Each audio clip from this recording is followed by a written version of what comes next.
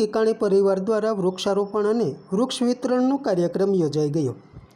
આ કાર્યક્રમમાં સંતોની પ્રેરક ઉપસ્થિતિ રહી હતી। તદુપરાંત આગેવાન કાર્યકરો ઉપસ્થિત રહ્યા હતા તથા વૃક્ષ પ્રેમીઓ બહોળી સંખ્યામાં જોડાયા હતા। ગરમી એટલી બધી હતી કે આપણને સમજાણું કે ખરેખર વૃક્ષોની જરૂર છે। વૃક્ષ એ આપણા જીવન સાથે સીધું જોડાયેલું એક પ્રકૃતિનું એક અભિન્ન અંગ છે।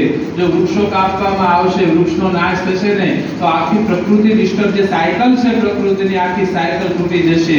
અને જો વૃક્ષો કપાશે તો આપણું જીવન જીવવું પણ એક ખૂબ મુસીબત વાળું થઈ જશે। અને હજી એવો કોઈ સમય વીતી પણ નથી ગયો, હજી સમય છે। જાગ્યા ત્યાંથી સવાલ, હજી આપણે શરૂઆત કરીએ તો હજી પણ આપણે પ્રકૃતિ, વાતાવરણ અને આ પૃથ્વીને ગ્લોબલ વોર્મિંગ અને અન્ય બધા જે તકલીફો છે એનાથી બચાવી શકીએ। ધર્મની દ્રષ્ટિએ વાત કરીએ તો આપણે ત્યાં છોડમાં રણછોડ કહેવાય। દુલાભાઈ કાકના તો શબ્દ છે, એને રૂપે રે રાજી થાય છે મુરારી, રોપાઓ રૂડા રૂખડા।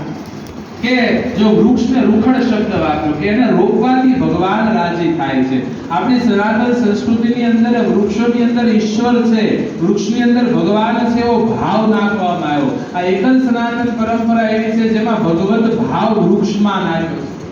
આપણે ત્યાં પીપળાનું પાન ન તોડીએ કે પીપળામાં ભગવાનનો વાસ હોય, વડલાનું ન તોડીએ, લીમડાનું ન તોડીએ, આપણે ત્યાં ડાળ ન કાપીએ, કારણ કે એમાં ભગવાનનો વાસ। જો તમે એમ ઈચ્છતા હો કે પ્રકૃતિ હરિયાળી બને, તમને વન જંગલ ગમે, વૃક્ષો ગમે, તો તમે શરૂઆત કરો, એકાદું તો ઝાડવું તમે વાવો।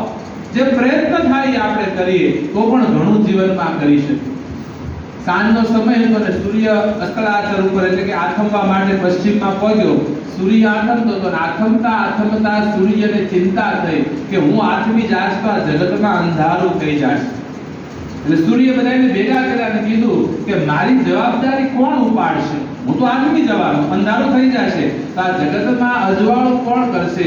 એટલે બધા ચિંતા કરે, આપણી તો કેપેસિટી છે ને કે આપણે અજવાળું કરી શકીએ।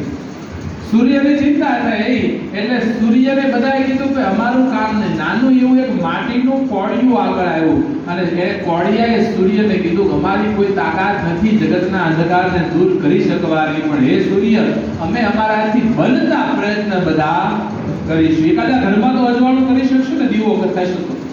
એમ આપણે બધું બચાવી ન શકીએ, પણ જેટલું કરી શકીએ એટલા પ્રયત્ન કરીએ તો પણ ખરેખર પ્રકૃતિને આપણે બચાવી શકીએ છીએ। પ્રમુખ સ્વામી મહારાજે પણ અનેક જગ્યાએ આ વૃક્ષારોપણના કાર્યક્રમો કર્યા છે। આપણા મોટા મોટા ઉત્સવોની અંદર પણ વૃક્ષારોપણના કાર્યક્રમો એ થતા રહ્યા છે। મુંબઈની અંદર વાસીની અંદર એક બહુ મોટી જગ્યા હતી, એમાં સ્વામી સાથે જવાનો લાભ મળેલો એટલે એની સીધી સ્મૃતિ થાય છે, તો ત્યાં પણ સ્વામી બાપાએ વૃક્ષારોપણ એ કરેલું।